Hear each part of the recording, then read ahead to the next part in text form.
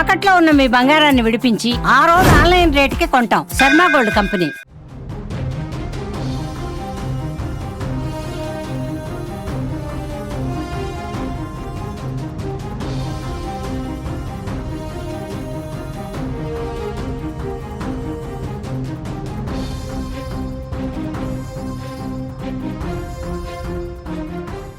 భారత్ ఇప్పుడు ఏం చేయబోతుంది?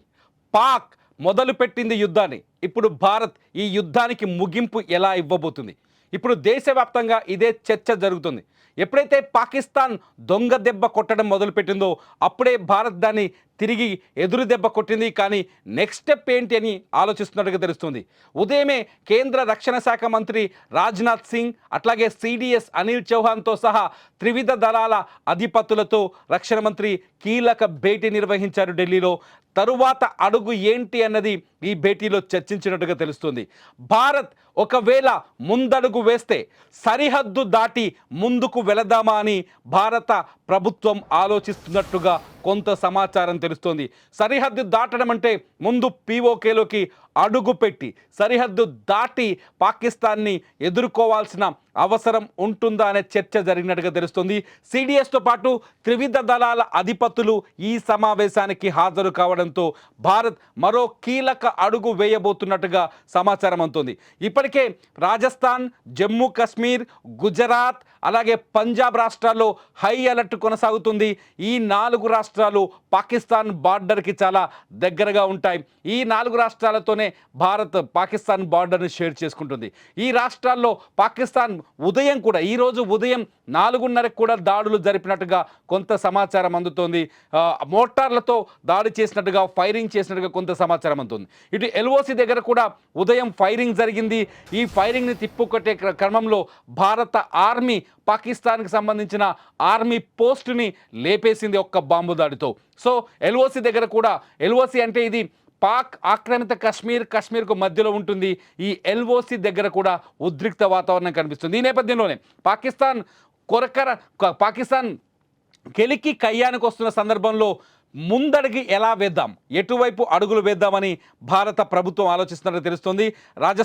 రాజ్నాథ్ సింగ్ నేతృత్వంలో జరిగిన ఈ కీలక భేటీలో భారత సైన్యం, భారత త్రివిధ దళాలు కీలక నిర్ణయం తీసుకునే అవకాశం కనిపిస్తోంది. పాక్ బార్డర్లోకి వెళ్ళి, పాక్ భూభాగంలోకి వెళ్ళి యుద్ధాన్ని మరింత బలోపేతం చేద్దామని భారత్ ఆలోచిస్తున్నట్టుగా కొంత సోర్సెస్ ద్వారా సమాచారం ఉంది. ఒకవేళ అదే జరిగితే భారత ప్రభుత్వం ముందు పీఓకేని స్వాధీనం చేసుకునే ప్రయత్నం చేస్తుంది.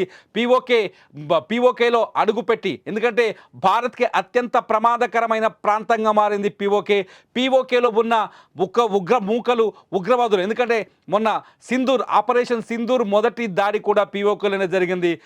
సవాయి నుంచి మొదలుపెట్టి 5 ప్రాంతాల్లో బాంబులు వేసి ఉగ్ర శిబిరాలను లేపి పడేసింది భారత ప్రభుత్వం. సో ఇప్పుడు పీఓకేని స్వాధీనం చేసుకోవడం కూడా భారత్కు చాలా సులభమయ్యే అవకాశం కనిపిస్తుంది. ఈ నేపథ్యంలోనే సిడిఎస్ సహా భారత ప్రభుత్వం కీలక సమావేశం ఏర్పాటు చేసింది. ఈ సమావేశంలో ఒక కీలకమైన నిర్ణయం తీసుకుని తెలుస్తుంది. అట్ ది సేమ్ టైం భారత రక్షణ సలహాదారు అజిత్ దోవల్ కూడా ప్రధాని మోదీతో సమావేశమయ్యారు. ప్రధాని మోదీకి రాత్రి జరిగిన వ్యవహారాలన్నింటికి సంబంధించి, రాత్రి జరిగిన దాడులకు సంబంధించిన పూర్తి సమాచారాన్ని ఇచ్చారు. ఈ నేపథ్యంలో దోబల్ కూడా ప్రభుత్వానికి కీలక సూచన చేసే అవకాశం ఉంది. ఎప్పటి నుంచో భారత్ పీఓకే వైపు అడుగు వేయాలని ఆలోచిస్తోంది, పీఓకేలో అడుగు పెట్టాలని ఆలోచిస్తుంది. ఈ నేపథ్యంలో సరిహద్దును దాటి ముందుకు వెళ్ళి యుద్ధాన్ని మొదలు పెట్టాలని భారత్ అడుగు వేసే అవకాశం కూడా కనిపిస్తోంది.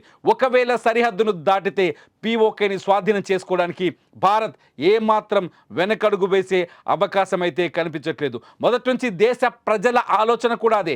మన భారతదేశంలో ప్రతి మూలన ఉన్న పౌరుడు కోరుకుంటున్నది కూడా అదే.